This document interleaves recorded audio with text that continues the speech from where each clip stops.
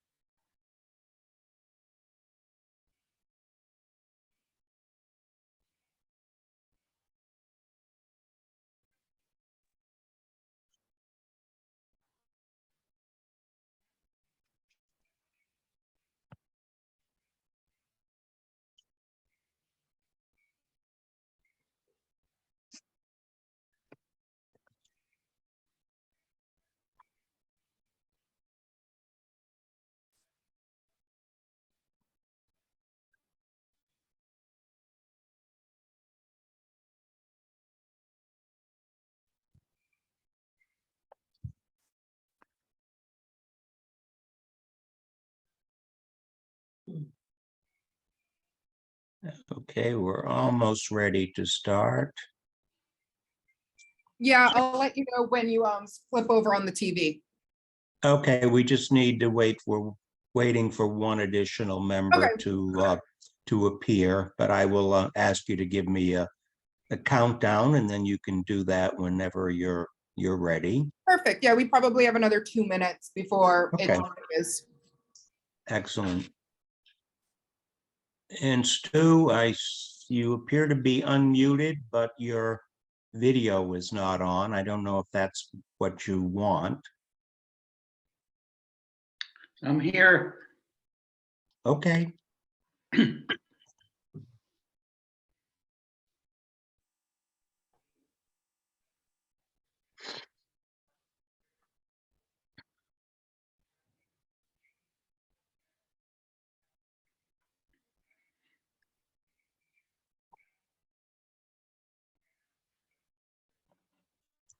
Emma, had you heard anything from Adam as far as his availability and non-availability for tonight?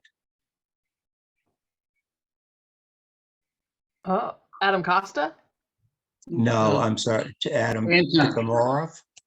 Anton, excuse Anton. me. I was like, oh, I didn't ask town council to No. be here tonight. Sorry, guys. No, it would be very no, helpful I if I didn't. could remember everybody's name. I did get the I did first not letter receive. right. Yes, the general sound. I did not receive any info from him. So Okay. No, we'll wait a couple of more minutes and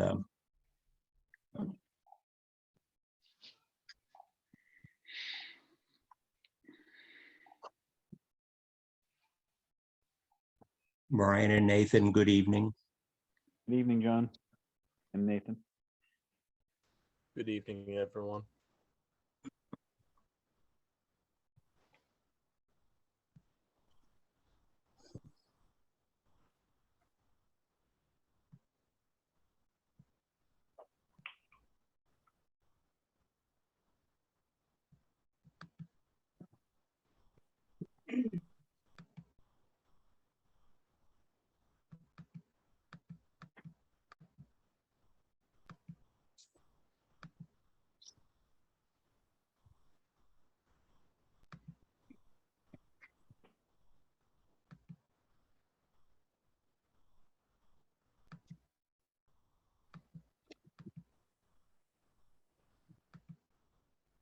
Here he comes.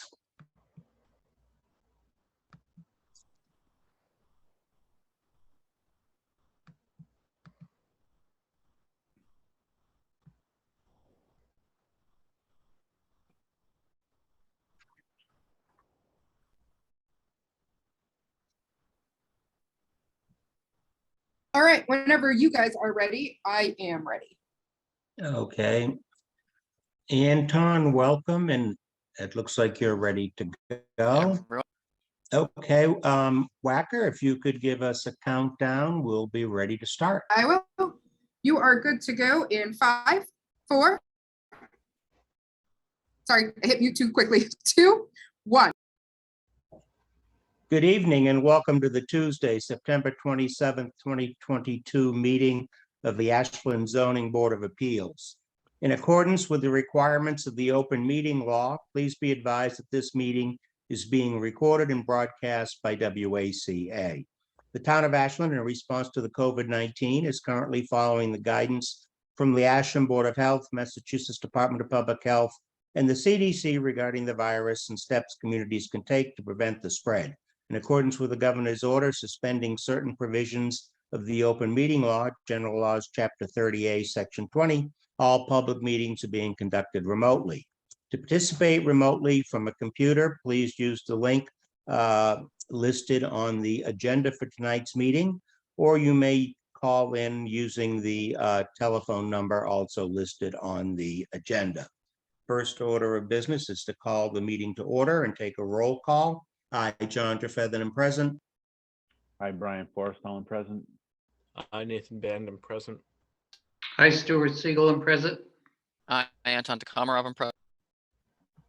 Excellent. First item on the, also with us this evening is our Assistant Town Planner, Emma Snelling. First order of business, 7 p.m., 0 Sewell Street, variance and special permit public hearing, which was continued from our September 13th, 2022 meeting. Briefly read the notice at that time. Ashland Zoning Board of Appeals will hold a public hearing on Tuesday, September 13th, 2022, which was continued to this evening, to hear the petition of Rymark LLC requesting a special permit and variance per Chapter 48, Section 9 of the Massachusetts Zoning Act and Chapter 282, Sections 3, parenthesis, principal uses, close parenthesis, 4, parenthesis, dimensional requirements, close parenthesis, and 9.3 parenthesis special permits, close parenthesis, of the Ashland bylaws to allow for creation of 2 lots, one of which is non-conforming due to lot size and the construction of duplex housing. The commercial village district requires a minimum lot size of 15,000 square feet, and the proposed undersized lot is 13,705 square feet. The property in question is located at 0 Sewell Street, Assessors Map 22, lots 022 and 023, and is within the Village Commerce Zoning District and Pond Street Mixed Use Overlay District. As I indicated, the hearing opened at our September 13th meeting. We took a presentation from the applicant's attorney. Members of the board had an opportunity to ask some questions, and a legal issue arose, and the board voted to continue the hearing until this evening in order to seek an opinion of town council as to whether we could proceed with the matter and render a decision, or whether we were prohibited from doing that because the 2 lots in question were merged and thus constituted only 1 lot. We sought opinion of council. The opinion of council was rendered on September 15th, and it indicated that it was permissible to proceed with the matter, and the board would be able to determine whether or not to allow a variance, and also whether or not to grant a special permit for duplex housing. So we are ready to move forward with that regard. I would also note that at the hearing at the last meeting, we did not take any public comment, and public comment will be invited during this evening. All of that being said, Attorney Connors, I guess I will turn the matter back over to you. Okay, thank you very much. Happy to hear of that opinion. I hadn't heard of it just now, but thank you very much. We have submitted a small a sampling of a review of the plans from several of the neighbors in support of the particular endeavor here, the duplex housing. I think you'll see that I had sent that a little bit earlier today, just before this meeting.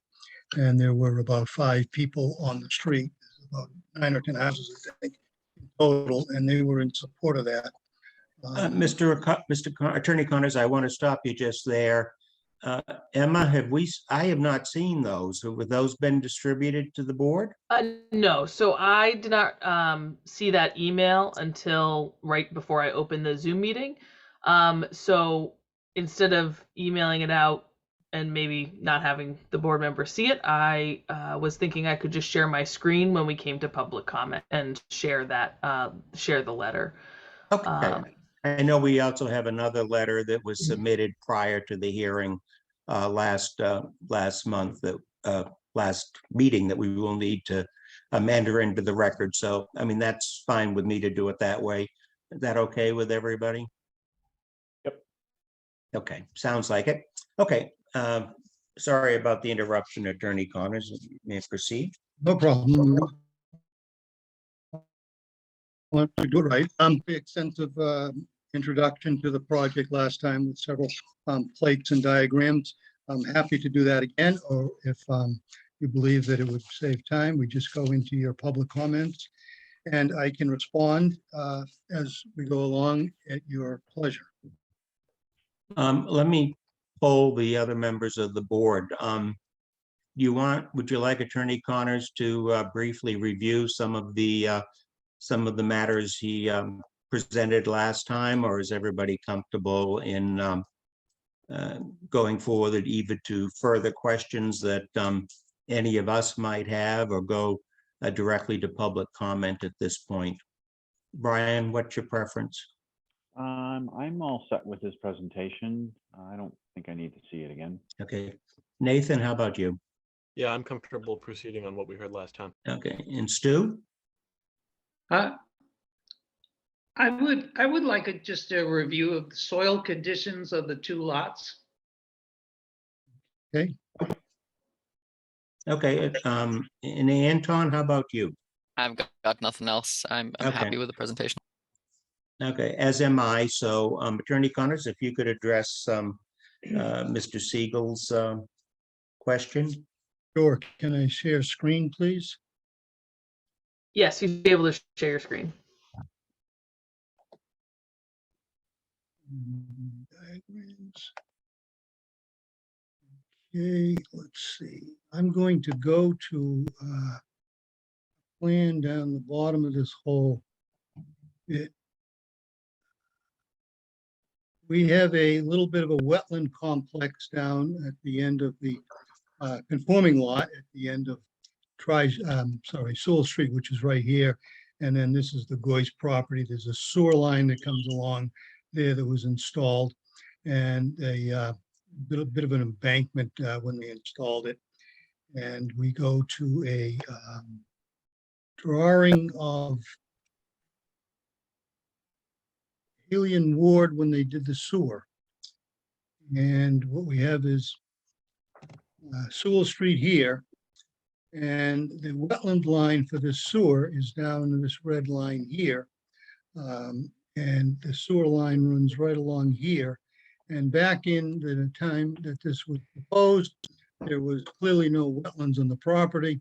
The wetlands have now been captured in here due to a little bit of an embankment in that location, preventing flow and creating a little bit of a water pocket impacting that lot. I'll go to that lot if I can find it.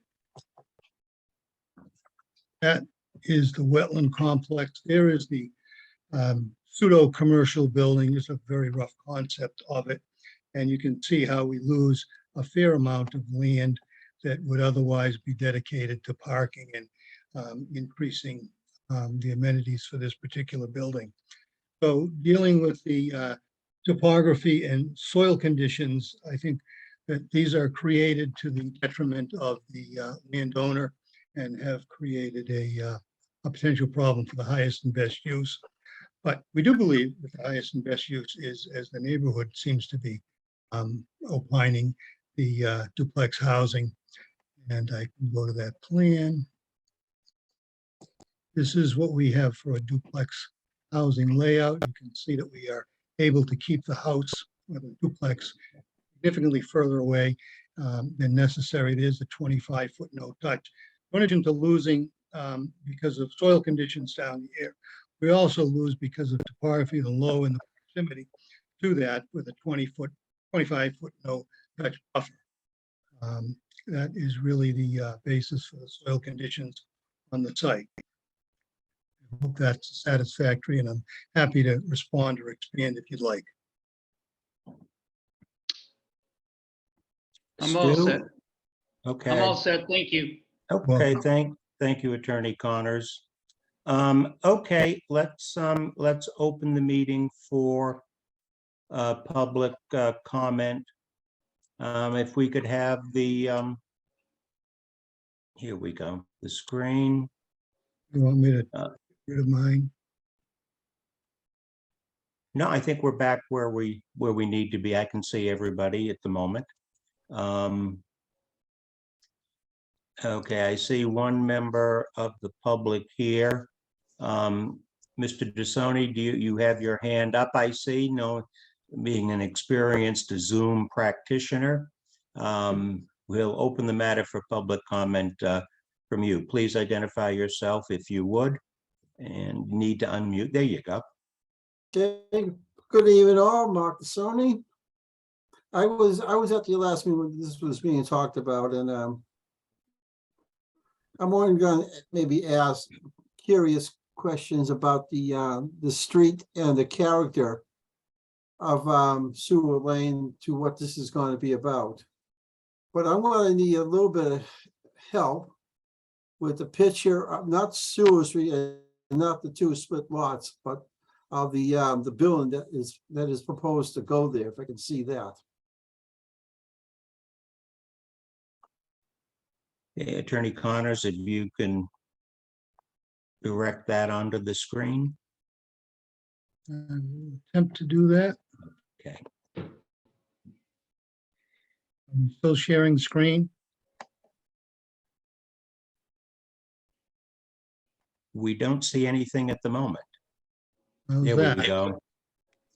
So there is the duplex. You can see that the front and the middle have garages side by each, so that would be the demising line of the units. The doors at this location, and this is at grade coming in.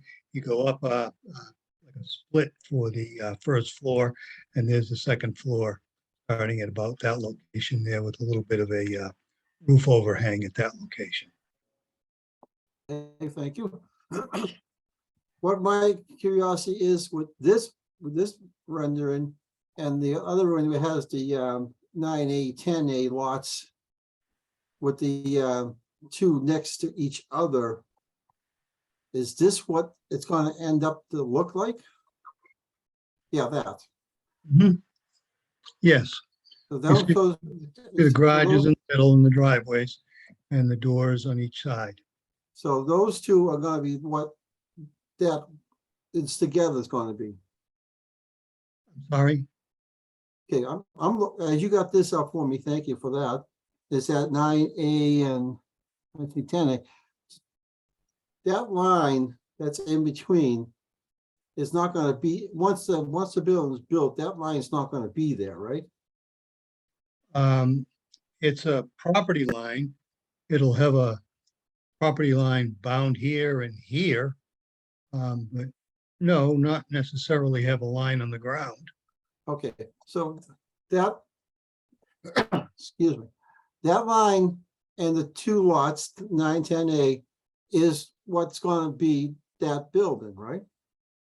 Going to be two separate lots, just like in a subdivision of single-family houses or duplex housing.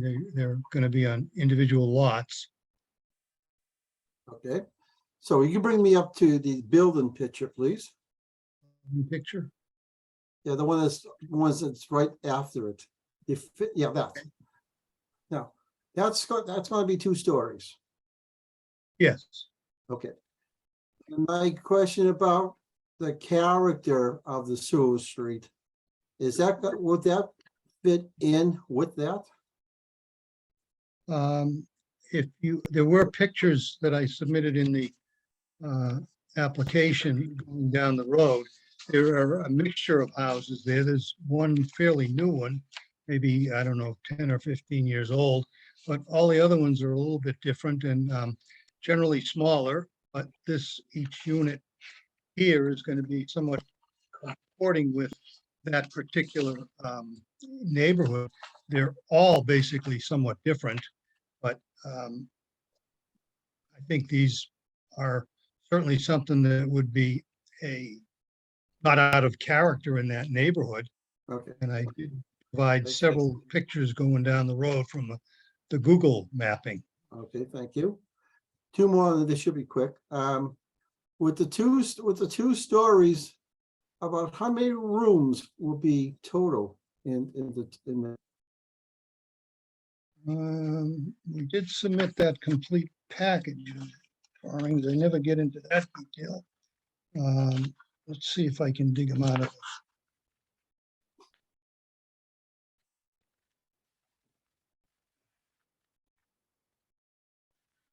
Well, I will tell you, the only thing I added into this application was the outside views of that. We do have the inside that were sent to me, but I don't have them.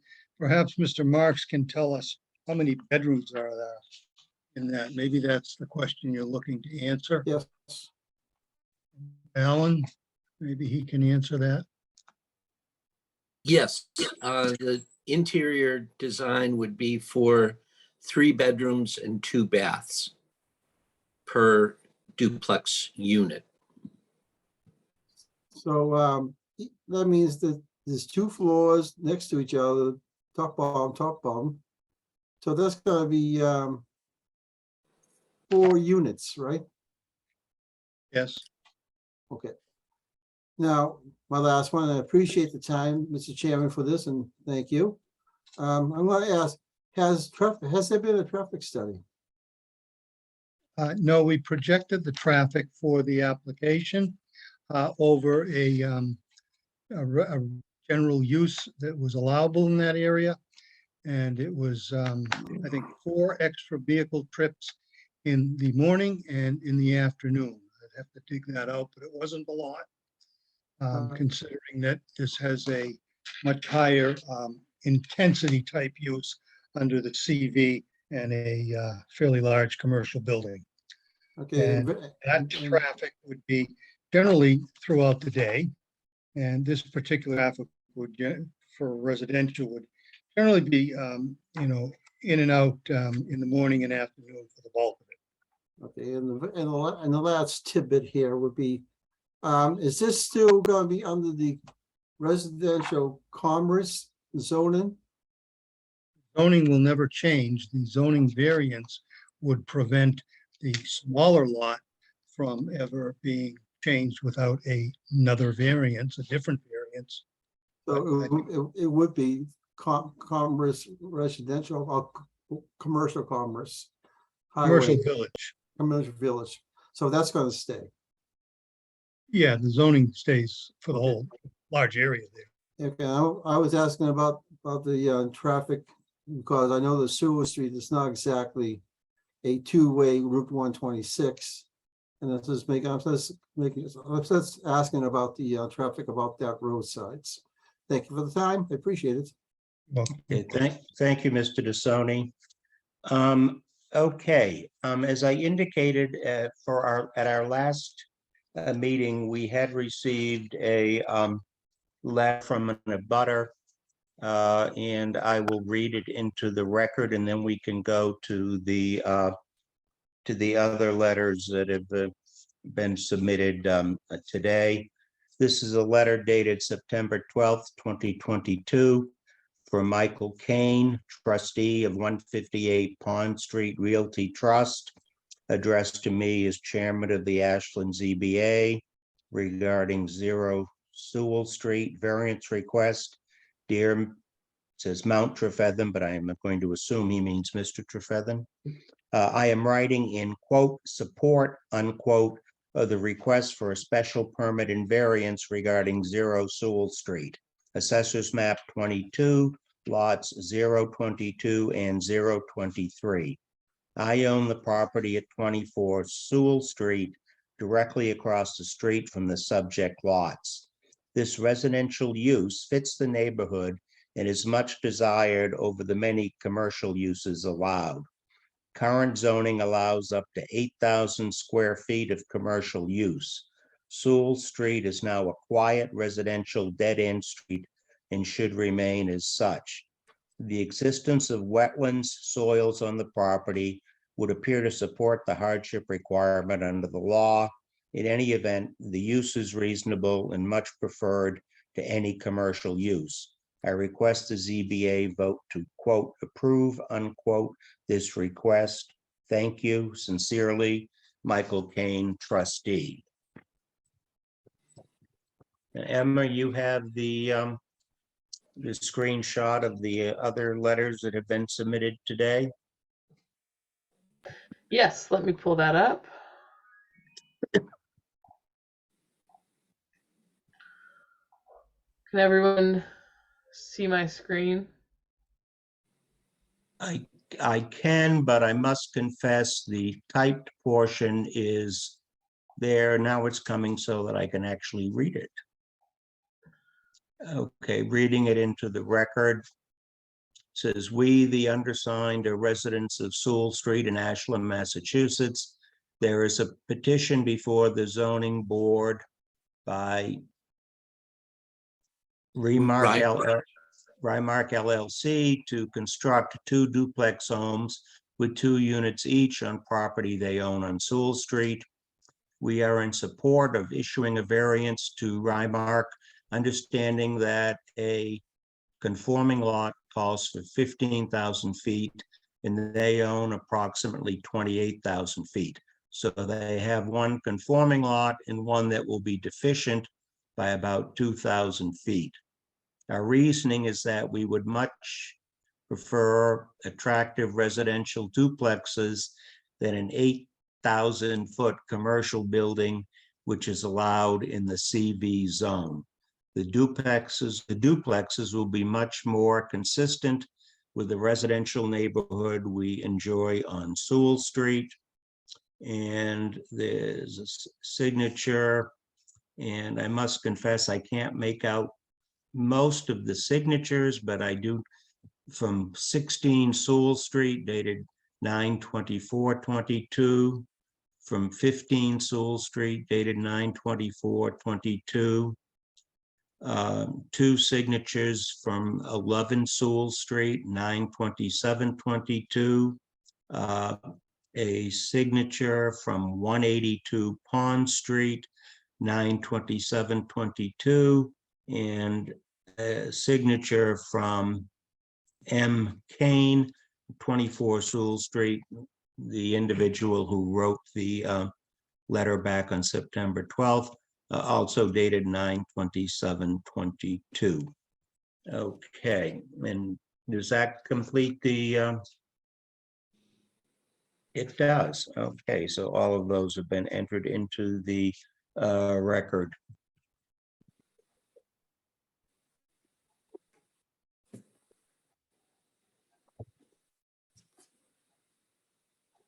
Mr. Connors, I have I guess another question if I could, and I think you mentioned it at the last time, but I just wanted to go over it again in my mind and make sure that the information on the lots that we're talking about here. One of the attachments that you had to the request for variance and special permit package showed the other lots and the square footages of those lots.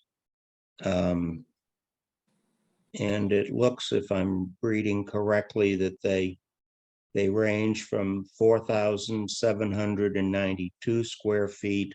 Looks like 3 lots with homes on them that have that square footage. 1 home lot that has 5,227, a lot with 10,019, another lot with 20,664, another one with 10,890, another one with 12,489, which would be directly across from what you have listed, I believe, as lot 9A, and then lot number 24, which is 14,700 square feet, and that's directly across from what you've labeled lot 10A, I believe. Are those all of the homes that are on Sewell Street? Yes, they are. I have a picture of that up on the screen. I don't know if you can see it, but yes. And I would point out that it's there's a lot across the street. And I'm looking for the variance that was granted on that sometime a few years ago. It is the lot that is number 20. That had a grant of a variance sometime in 1988, just for your information.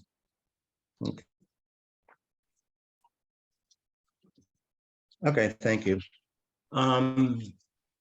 Brian, Nathan, Anton, any questions for Attorney Connors?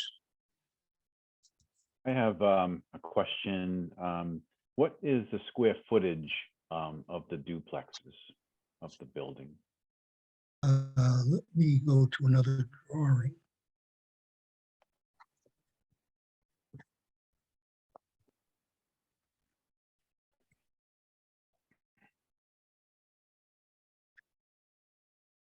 Well, I don't know. I'm also curious as to the height of the buildings. Give you a rough idea of that.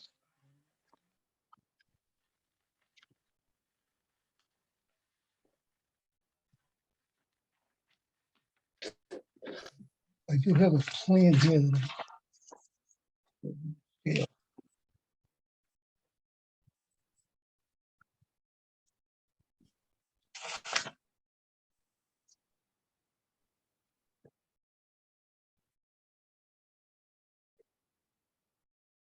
I believe each unit is about 40 feet square. Can Alan confirm that? I'm trying to read a reduced copy plan. Yes. We're talking roughly 1,800 square feet interior livable square footage per duplex unit. And the height, Thank you.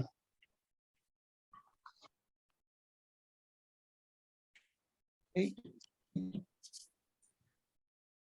Again, trying to read small reduced print, but we have 3 stories at 8 feet and some inches, low inches, plus the slope of the roof. I'm thinking that that thing is no more than 32 feet or so. I'm sure it's under zoning requirement for the height. I'm happy to get that. Copy these plans into a package. It's all to read sometime.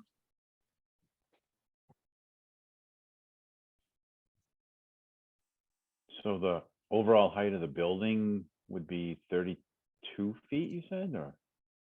About 32 feet. And we have 3 8-foot rises plus the roof. Probably about 6 or 7. So it's 24 times plus 6 or 7? I would say. They don't give me a height on the roof, but I'm looking at it and it looks like about 2/3 of a floor. On the diagram, I can put that diagram up, I think. I believe the height maximum is 35 feet, and we would be a little bit below that. Yeah. Like in the 32-foot range. There's an 8-foot, an 8-foot, an 8-foot, and I'm just presuming that's about 6. I had the full plan and I can send you that tomorrow, but that's about what it is. Yeah, I'm sure you're under. I'm just looking to compare it to the neighboring homes. Just as an aside, you know, the larger square footage of homes on Sewell Street is 1,771 for one house. The smallest one is 810 square feet. And you're coming in at 1,800 per side. So you're more than double the largest home on the street, which was built in 2005. It might be the one that has the variance you're talking about.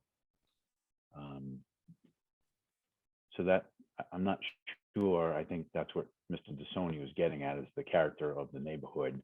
You might be off a little bit, putting something 3,200 square feet per lot next to these other homes.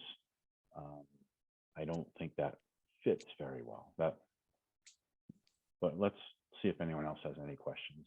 Oh, you know, Brian, I think that this sort of goes to the core of perhaps the problem that we're facing with Sewell Street in this application, and the zoning that a village commerce district is allowed to have as of right. And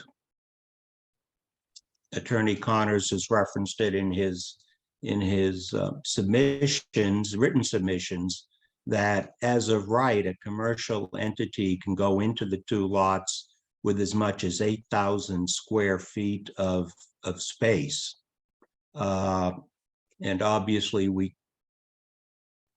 neither the planning board nor the zoning board of appeals would have any right to say, no, you can't put that particular commercial use, you can't build it there.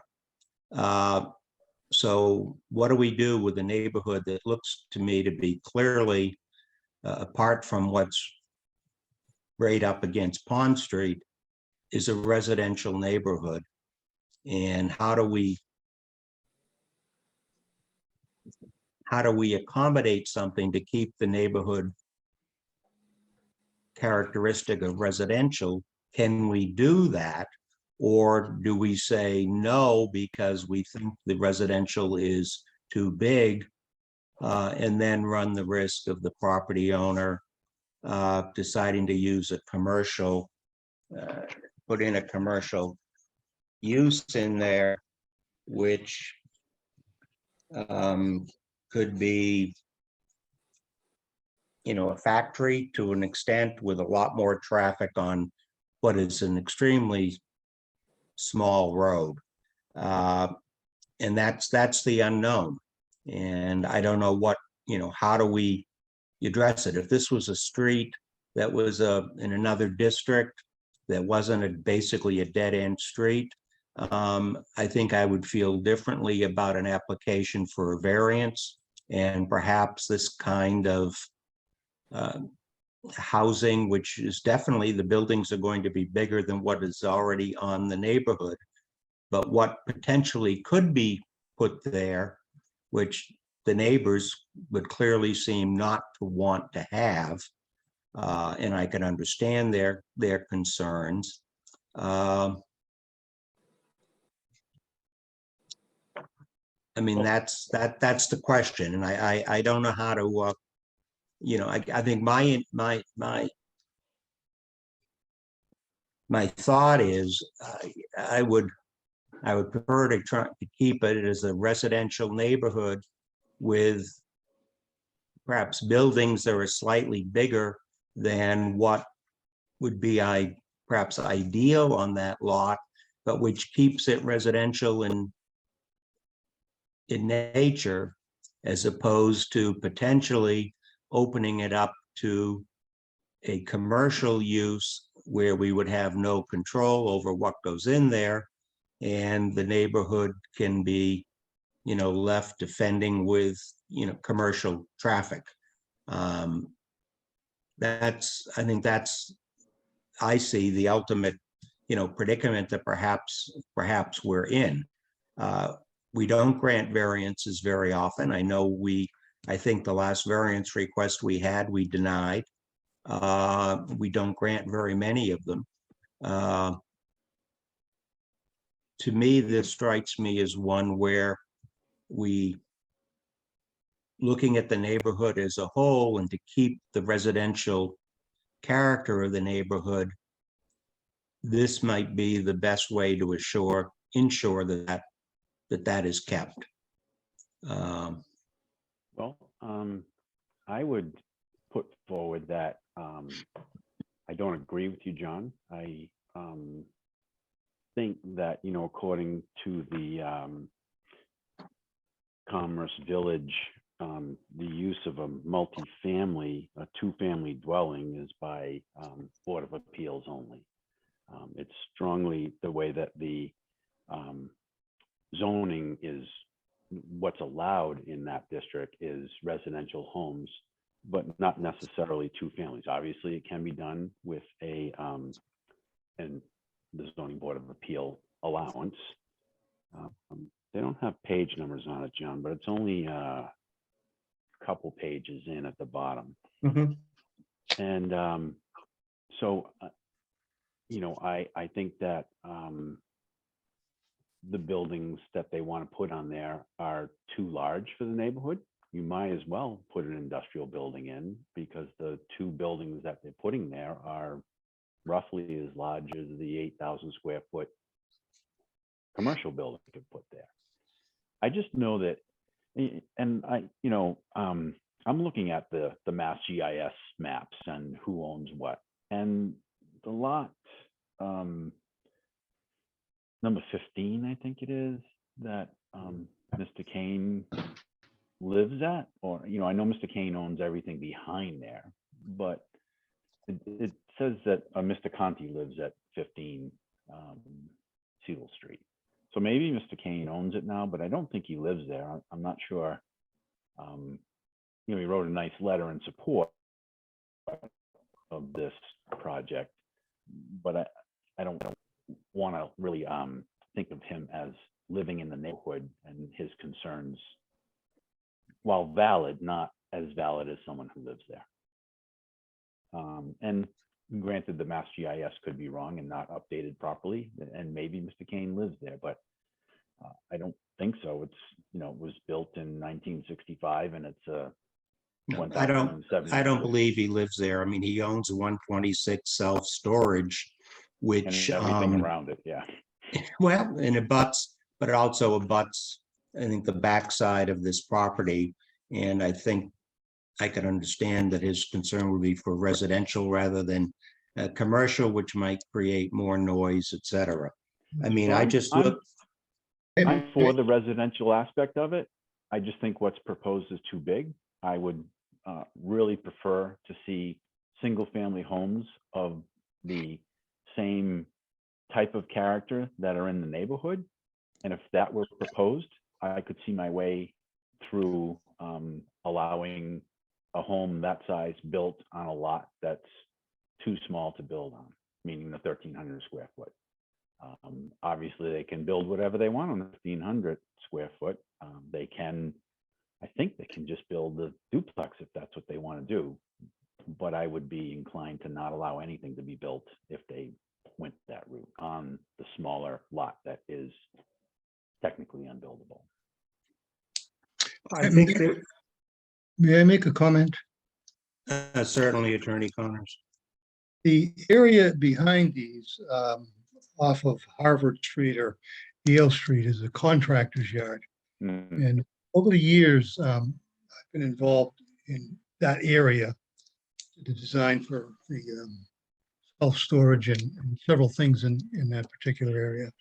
And there has always been an awful lot of noise that has been associated with that contractor's yard in the back. And I thought that the larger buildings would help to more insulate the smaller neighborhood, the residential character of it, where 126 storage really is a fairly quiet operation. That's part of the reason that we went for the duplexes. You're building these to screen the noise for the neighbors across the street? It would help for that purpose. There was a lot of participation at various zoning hearings relative to the contractor's yard over off of Harvard and Yale Street. That the JM Towing and Transportation? Yes. Looks like a big lot of cars Yeah. and construction equipment. I think actually several years ago, there was a proceeding that came before us where some of the residents on Sewell Street were opposing what was being proposed on the construction lot. And frankly, I don't remember whether we actually rendered a decision or whether the project was ultimately withdrawn and not gone forward. But there was a great deal of neighborhood opposition to that for whatever relevance that has to what we're dealing with tonight. So I understand what we have before us. There are really three issues. Is whether or not to grant a variance for the smaller lot. There is whether or not to grant a special permit for a duplex on lot 9A. And also the third issue is whether or not to grant a special permit for a duplex on lot 10A. Because even though lot 10A would have 15,000 square feet, the applicant doesn't have a right to build a duplex housing without Zoning Board of Appeals approval. Correct. So I think the first, I understand your concerns, Brian. I think I disagree. I disagree with your conclusion, but I understand where you're coming from.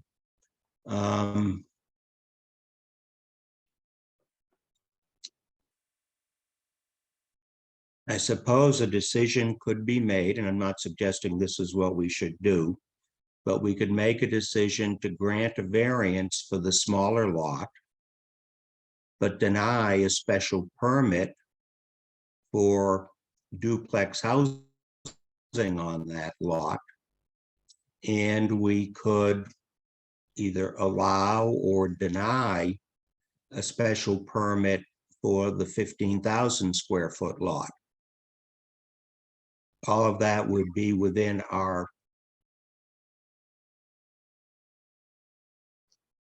authority. And then I suppose applicant would be left to consider what it wishes to do with two lots, one conforming and one non-conforming, but they would have to come before some entity, either back before the ZBA for something else, or before the planning board for something else. John, do you remember a number of years ago, we had a similar type of thing just up the street on 126 across from, well, on the same side of the road as Sunnyside Liquors in that neighborhood, small neighborhood. Mhm. Someone wanted to come in Mhm. and build a giant home. Yep. And we went through great pains to talk the builder into building something smaller in character with the neighborhood. And they came up with some great plans. It's still a two-story home, but it's much shallower, lower. Mhm. The roof lines were taken into account and everything, and it fits the neighborhood wonderfully.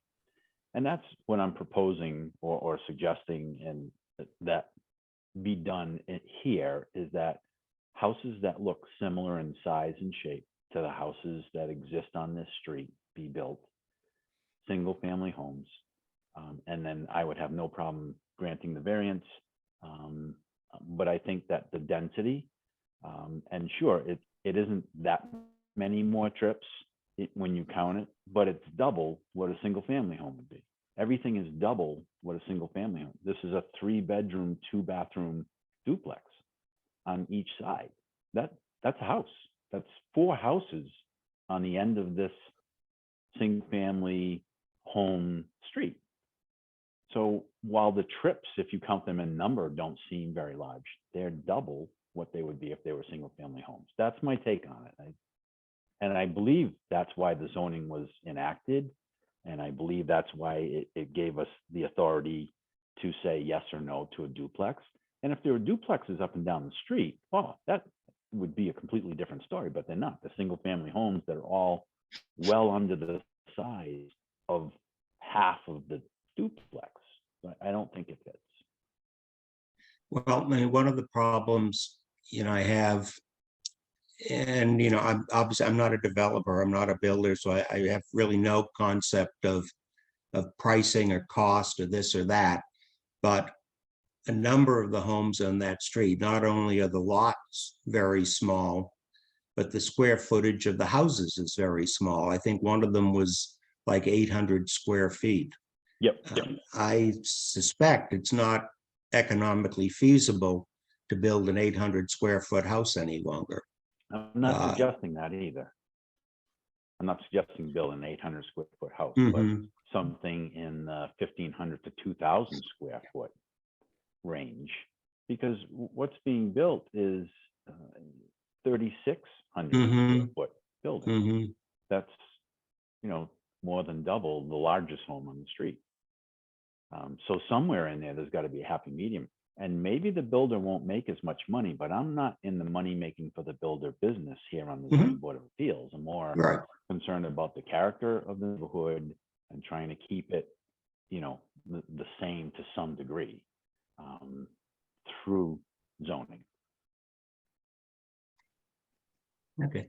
Nathan, your thoughts? I tend to agree, I think, with Brian. I'm actually still hung up on the variance issue, and I was wondering if I could get Attorney Connor's thoughts on this, because it seems to me that what's happening is we have right now, it's still a single lot, right? And could be built single family duplex with ZBA approval, whatever goes onto that single lot. We are being asked to divide that into 2 lots, which then creates a hardship on the second lot, and then rectify the hardship that we have just created by granting a variance. Am I misreading that situation, Attorney Connors, or is there a better way to be thinking about this? Well, I don't think that you're creating a hardship. That's the hardship with the land. The first aspect of this, when I look at these things, is that zoning has an overlay in an area where small lots existed. And I think that violates the uniformity section of 40A. Zoning districts should be uniform throughout. And when you overlay an area with a 30,000 or 15,000 or whatever it is square foot in an area where there's 5,000 square foot lots, I don't understand how that works. I think there should be some curative statute for something like that. The next thing I looked at when it's in the application package is that the town is looking for different types of housing, market rate housing, different market rates. And they don't already want these huge single family lots and things of that nature. That's in the master plan. On my master plan, I'm just reading it and trying to interpret it. But, the idea that we're creating a hardship, it's there. There's a problem with the land. We tried to solve it. We're unable to do that. Spending great efforts on it. And I think this is a reasonable solution. The other thing is, we did look at one point in time, and under the Pond Street mixed use overlay, we have a pre-existing non-conforming lot, even though it doesn't quite make 30,000 square feet. Something in that nature with 4 individual house lots, we did a schematic for that and evaluated that. And those house lots would be roughly the size of the average lot that's out there too. But you are faced with a petition that you have to put together and try and get an approval on and move the land to its highest and best value. And that's really where we are. There's a lot of arguing one way or the other for a different type of building, a different type of layout, a different type of use. This is what they chose.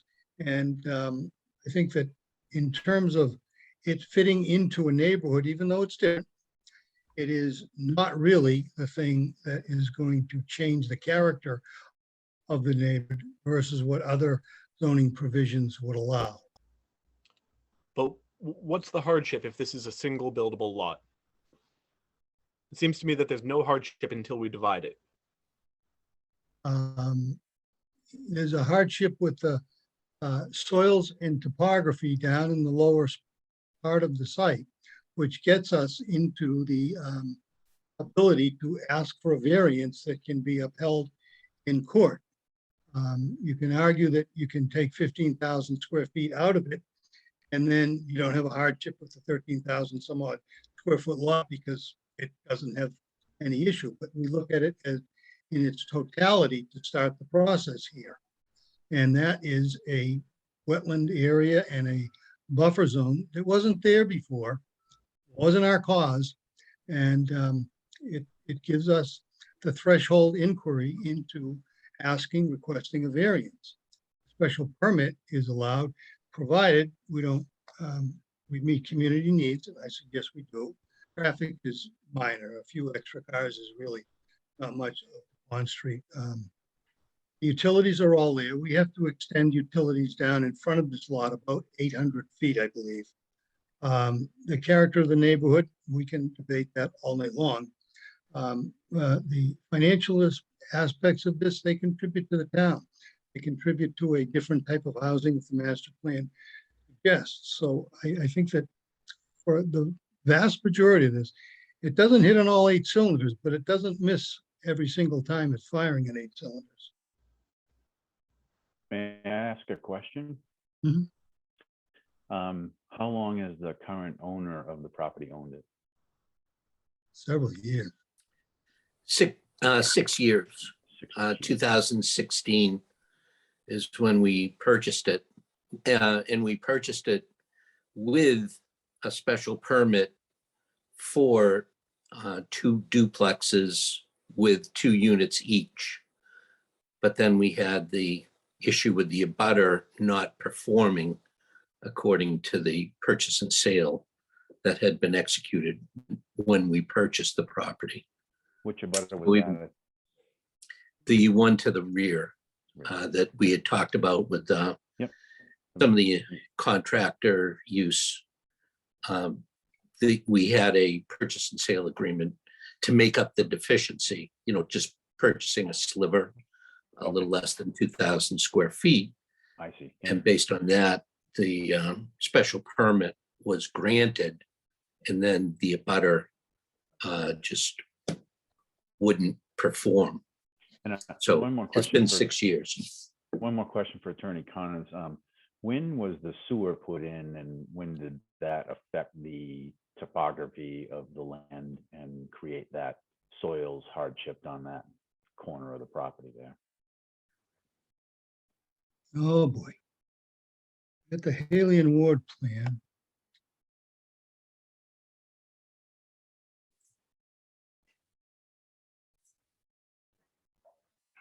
Well, I will tell you, it's well before 6 years ago. Okay, that's a good. Trying to get a enough date answer, on Attorney it. Connors.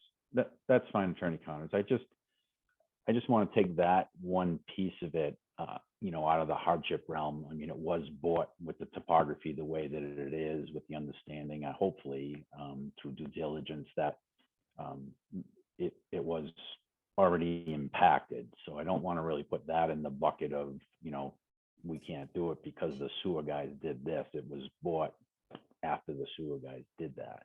And I'm not trying to be a jerk about it, but, I'm trying to whittle down all of the bucket that you just filled up with stuff why we should do it. And again, I go back to, in the book, it tells us, 2-family dwelling is, through the Board of Appeals.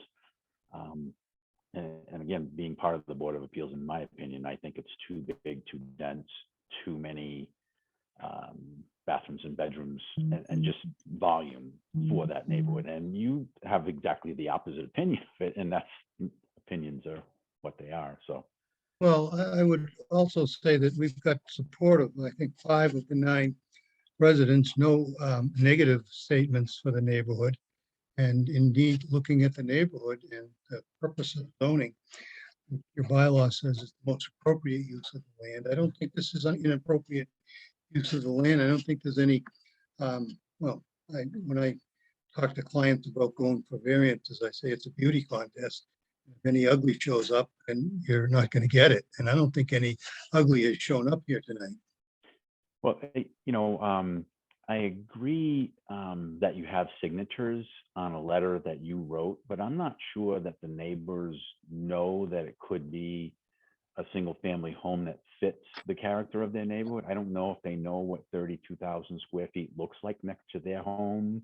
So it's, it's good that you canvass the neighborhood and get some signatures, and Mr. Kane's signature is on there too. And while he is a property owner adjacent to Seville Street, he's not a neighbor. So, a residential neighbor. So it's great that you got that. But again, I don't know why people aren't here. Do we have to do a butters list for this type of thing, or did Yeah. nobody cared? I didn't see the list. I looked through several of the things sent to us, but okay. Well, all right. Nathan, anything further? No, I think I'm done. I think I've spoken my bit. Stuart, any thoughts? No, I just wanted to add that I tend to agree with the sentiment that Brian has expressed. I can't add too much more to that. And Anton, your thoughts? So I've got a couple, and I would just like this. The first thing I want to kind of ask of where I think both kind of asking questions and making some statements. I think that the first question that I really have is, I don't think, Mr. Connors, I don't think you really quite answered Nathan's question, because I really think that if we're really dividing this into variance, special permit, which is I think how John laid it out, and I think the way that it really makes sense to think about it. I think because the tests are different, and the test for variance is just much less discretionary than the test for special permit, and I think we're conflating the prongs basically. So I really am hung up on the hardship issue, because like Nathan says, right now with a single lot, you don't have a substantial hardship. I mean, you can put a duplex on the single lot. You can put, as far as I can tell, you can put a Super 8 on it if you want, which I don't think would be the desirable outcome. But you know, there's a lot of things that you could do with that lot that I really don't think we can say that there's a substantial hardship, financial or otherwise, with that single big lot. And I see the point that when you divide the lot, you have a hardship on the 13,000 foot lot, and that you can't build on it. But then it's the hardship of your own making, because you're creating a separate lot and then coming back to us and asking us to fix that hardship. And I just don't actually think that we have. I don't think that we can grant that, not from a discretionary standpoint. I just don't. Because this all comes down to us from 40A, I think. So I don't think that we could grant that if we wanted to. So I mean, I guess that's my first question: is how is, without looking at the overall plan for the neighborhood or community needs, because that's just not really part of the variance test. I just don't understand how we're not creating our own hardship here. Well, indeed, we submitted it as a potential subdivision. We didn't go to get an A&R endorsed and create the smaller lot. We looked at the land in total and then used that as the basis to jump off for the variance request. We had a discussion about that last time, about the process, whether we go for an A&R first or not. Mhm. And we certainly chose not to go for an A&R and create a 13,000 square foot lot and then say, hey, you know, we got a problem. Mhm. No, we left it as a application that had all of the elements in it, including the threshold inquiry on soils and topography that were created on this particular lot. But I mean, I maybe I'm just not getting the point, which is, you know, very likely. But I still don't see where the hardship comes from then, because I just see a numerous, you know, there's a whole like pile of case law that says that you can't necessarily build whatever you want for it to not be a substantial hardship. Either has to, your land has to be very hard to build on. And with a, you know, 28,000 square foot lot, I just see a lot of things that you could build there that would be profitable. And I, you know, when we get to the special permit piece, I'm very sympathetic to this overall. I'm just concerned that we can't grant the variance from a authority perspective. Again, if you just look at the two houses, that's not the initial inquiry. It is that you could build a larger building that's not compatible or conducive to the neighborhood under a different provision of the zoning. So that's where the hardship really accrues for the use of the land. That's why we go for something a little bit different in terms of what should be built or can be built there. And we also had a duplex, two duplexes, however many years ago. And that really, I guess, the framework for this particular petition. As indicated, we had looked at it for 4 small single units of much smaller size on that, and kind of gave up on that because we didn't think we'd get much traction on it. Pretty clear now that even this isn't getting as much traction as we really thought it should, based on A, it had a previous approval for duplexes, and B, it had a option for, or an alternative for building something that really didn't fit the neighborhood. So for the variance, generally, it's just more to the board.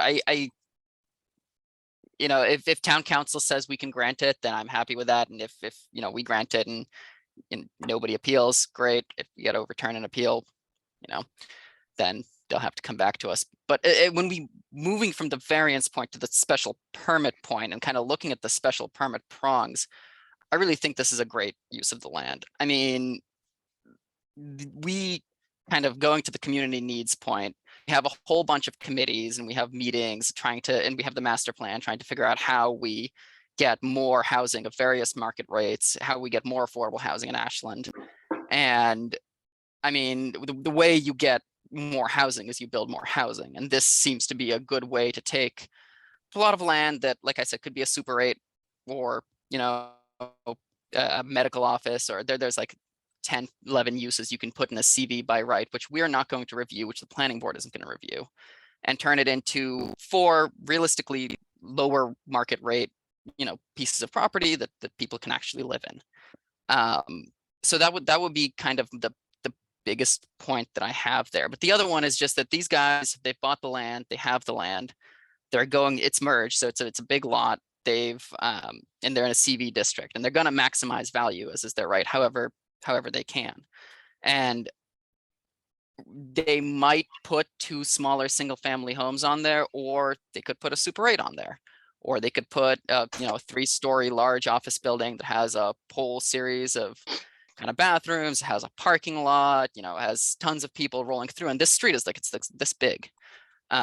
There's just a lot of uses they could do that could be a lot less conducive to the neighborhood. And they might come back to us and say, yeah, okay, we'll build 2 single family homes, but they're going to do the math to see what's the most profitable. And they're just going to build that at the end of the day.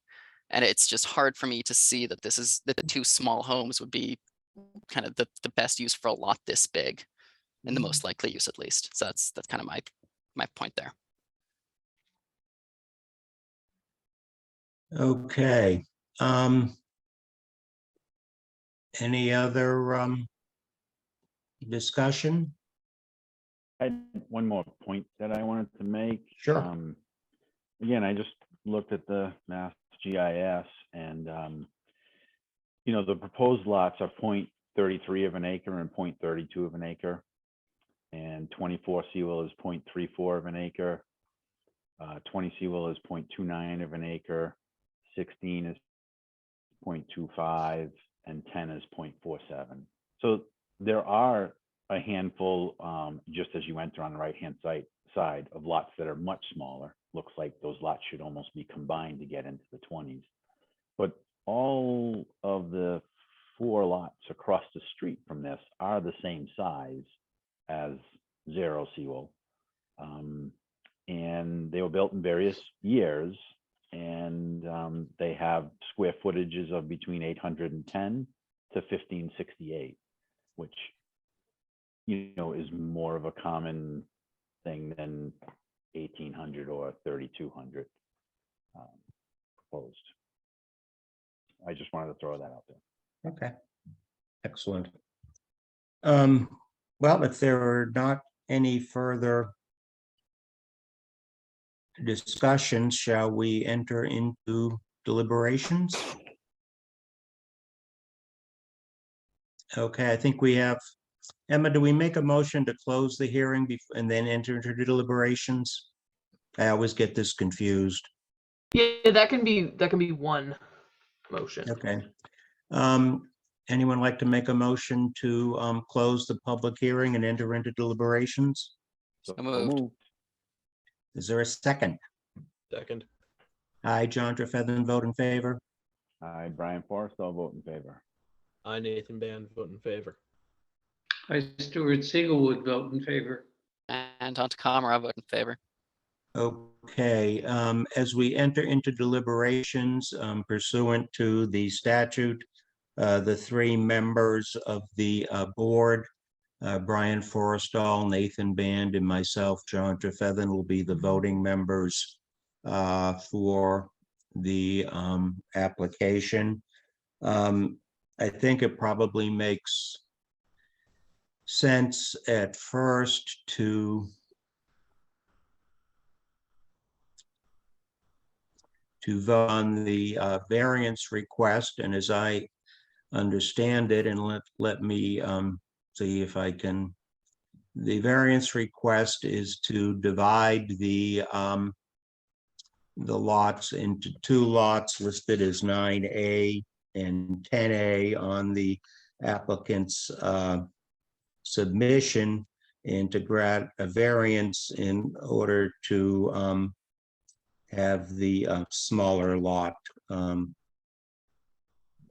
be, I guess, a buildable lot. I know we had a pretty big discussion about that. And I think, if I am correct, Emma, the motion has to be in the affirmative. Is that correct? Correct. Okay. Before I get to a motion, any further discussion or deliberation on this, Brian or Nathan? Okay.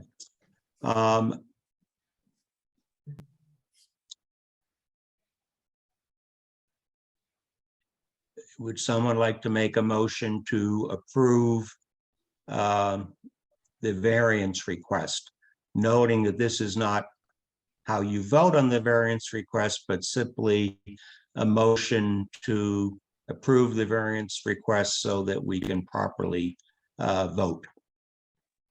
I move we vote on the variance request. Nathan, a second? Second. Okay. Okay. I, John Trefethan, vote in favor. I, Brian Forrestall, vote nay. I, Nathan Band, vote against. Okay. That being done, do we?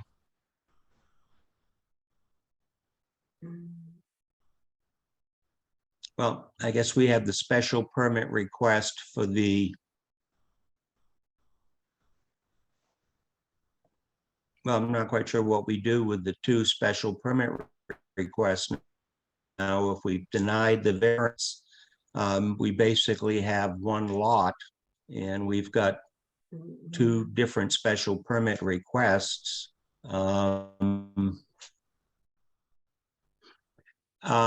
This may not be proper procedure, but with Brian and Nathan, with your permission, I'm going to ask Attorney Connors. I believe he had his hand raised. No, he did not.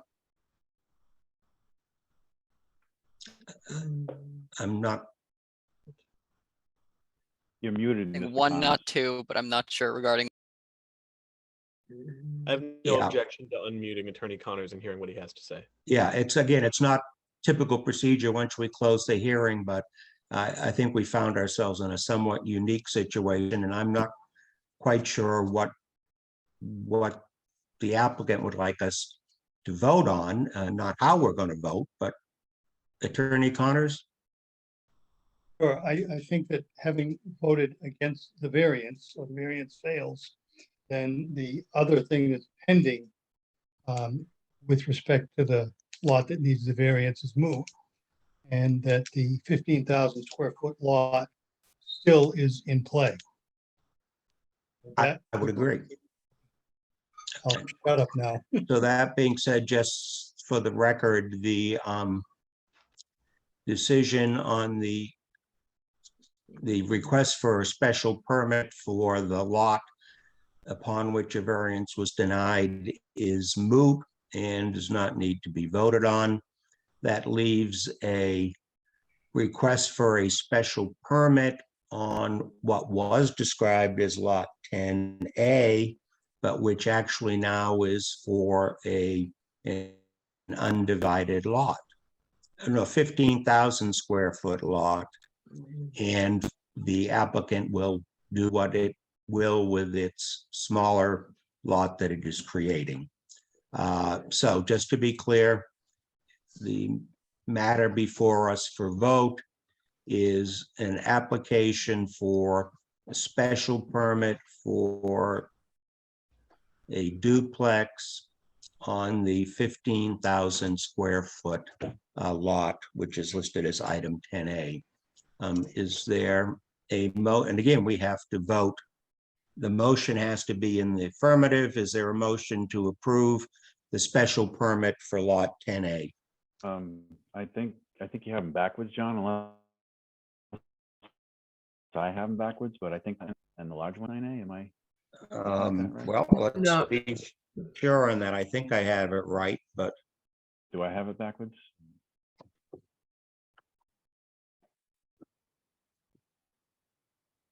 10A.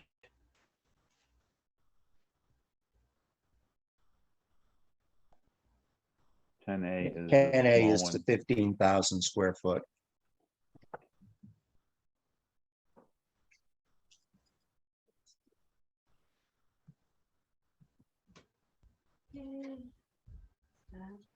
If you like, I could briefly share my screen. Okay, why don't we do that just to be sure? Be Great, yep. I'm going on the application, but let's be sure. So lot 10A is going to be the 15,000 square foot lot over here. Gotcha. Yeah. Okay. Thank Okay. you. Thanks for No, clarifying. Well, I'm glad you raised it. We want to make sure. Is there a motion to approve the special permit application for lot 10A? So moved. Is there a second? I don't know if I was the mover or if Brian. Okay, was. Nathan, Brian is I'll the second clerk, it. so we'll let him get the first thing. Okay. I, John Trefethan, vote in favor. I, Brian Forrest, I'll vote against. I, Nathan Band, vote in favor. Okay.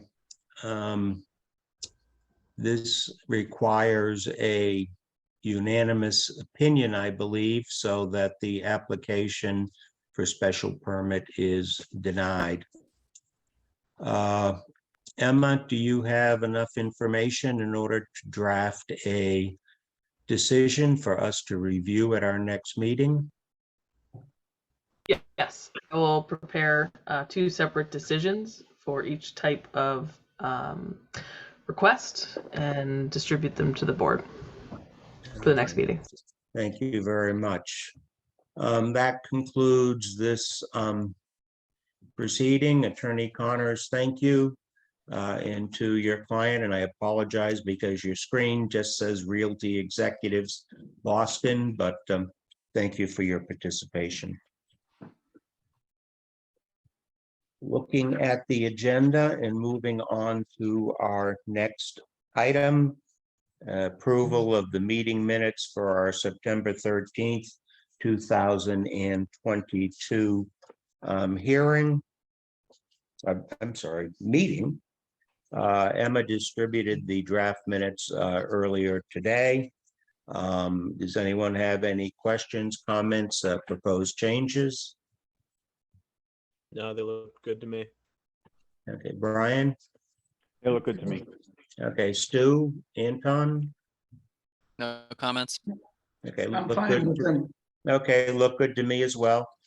Someone like to make a motion to approve the minutes of the September 13th, 2022 meeting? So moved. Okay, we'll let Emma, you can figure out who moved and who seconded that. I, John Trefethan, vote in favor. I, Brian Forrest, I'll vote in favor. I, Nathan Band, vote in favor. I, Stuart Siegel, vote in favor. I, Anton Takamura, vote in favor. Okay, next item, staff updates and administrative matters. Emma, I believe there is a matter that's being published in the Metro West Daily News. So there is a special permit application that will be pending for our next meeting, which I believe is October 11th. Correct. And is there anything else? You know, I just wanted to take a second to note, to point out as we enter the fall and get close to November, November has a kind of a different schedule. Instead of, so the normally scheduled first meeting of the month in November is on election day. And so the ZBA will not meet on that night. So instead, what we traditionally do is simply have one meeting in November, and that will fall on the 22nd. So I just wanted to flag that for everyone as we kind of look forward towards the end of the year. That's a little bit different than normal. So we That is only all. get to do this once in November? Yes, and then usually once in December as well, because I think, Terrible. yeah, the second meeting is right in that week between Christmas and New Year's, so we don't, unless we need to, we don't traditionally meet. So Okay, so guys. that is it. Okay, very good then. Well, that being the case, thank you for calling the one meeting in November to our attention. And all that being said, I guess we're ready for a motion to adjourn. So moved. Is there a second? I, John DeFeather, vote in favor. I, Brian Forsto, vote in favor. I, Nathan Band, vote in favor. I, Stuart Siegel, vote in favor. I, Anton Takamara, vote in Very good. Thank you, everybody. Good night. Night. Night, everyone.